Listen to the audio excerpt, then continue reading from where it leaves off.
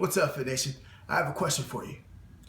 Do you want to be able to overcome stress, hardship, failure? Do you want to be able to see the silver lining in everything, always turning a negative into a positive? If so, then you need to become a mental monster. And so this is part one on how to train your mental monster.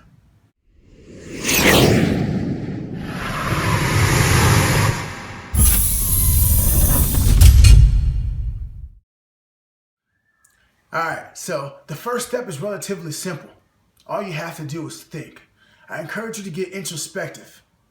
Think about who you are as a person, as a man, as a woman. Think about the different situations and circumstances that you found yourself in throughout your life and how you handle it.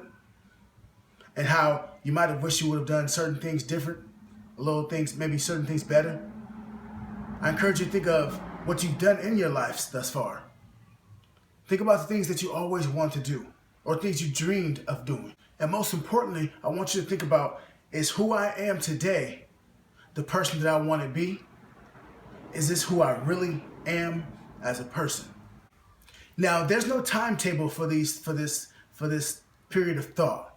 Like I said, I just encourage you guys to get deep into the core, to the soul of who you are.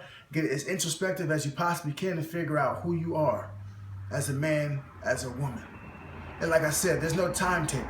So take 1 week, take 2 weeks, take a month, however long you feel you need until you get a better understanding of who you are as a person. Now, I encourage you to go out and go to different places that can possibly promote deeper thought, such as, like for example, myself, I like to go to scenic places. I like to go watch the sunset. I like to watch the moon, the beach, watch the waves crash over the ocean, and just get deep in thought about my day, think about the day's past, the day's future, and just kind of decompress and just think about what it is that I want to do moving forward.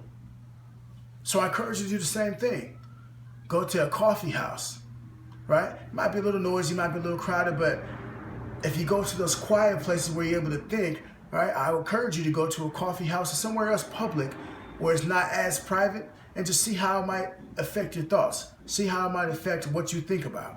And so once you've done this for an extended period of time and you have a better understanding of who you are, I encourage you to ask yourself one question. Am I living in my dreams or am I living with my dreams? So that's it for step one on how to train your mental monster, is get introspective, get deep in thought about who you are as a person.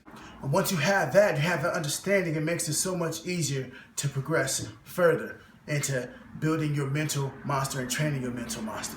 All right, so that was it for step one. Now this is step two, and it's simple as well. Read and listen. You want to read books and literature on changing your mindset, on positivity, on communication, things of that nature. Because what those type of books and what that type of information does is forces you to think. We can't help it. We do it naturally. We naturally relate and connect whatever somebody's talking about or whatever the book material might be on to our lives or someone else's life that we might know, a close friend, family member, whatever. A situation or a time in our lives, we naturally connect that information to it and think. And we get introspective naturally. So you want to read. You want to read material of that nature so it can stimulate further thought into your mind, stimulate further mental growth. So as you continue to read and those readings invoke thoughts, don't fight it. That's a great thing. And I'm going to tell you why. Because thoughts lead to actions. Actions lead to change. Thoughts give birth to creativity. And thoughts are the genesis of greatness. So once you begin to read and it starts to expand your realm of thought, starts to open your mind, that's where listening becomes pivotal in the training and developing of your mental monster.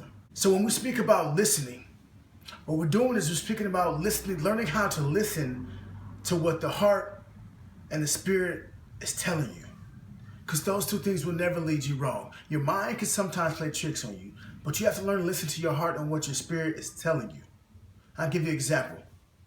If you look on social media or you go to a friend's graduation or you go to any kind of celebratory act of something that someone else did and you feel a little something inside of you, you feel a little envious. It might not be because you're envious of what that person did, but that's your spirit telling you that there's something else that you dreamt of doing that you always wanted to do and that you didn't fulfill. That's what you're envious of. That person just achieved something that they said they were going to do, something they always dreamed of doing. And your body, your spirit is telling you that there's things that you've always wanted to do that you have yet to do.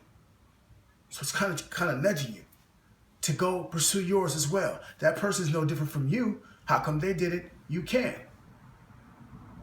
So we have to learn to listen to the different signs that arise in our life and use those signs as a guide, so to speak, right? We have to learn how to cultivate those thoughts, cultivate those omens, if you will, and use those to guide us towards our personal greatness. So that's it for step 1 and 2. Keep it simple. Just get introspective. Think about your life, things you've done, things you've always wanted to do, things that you've dreamt of doing in your wildest dreams. And then read to expand your mind, to expand your realm of thought, and listen.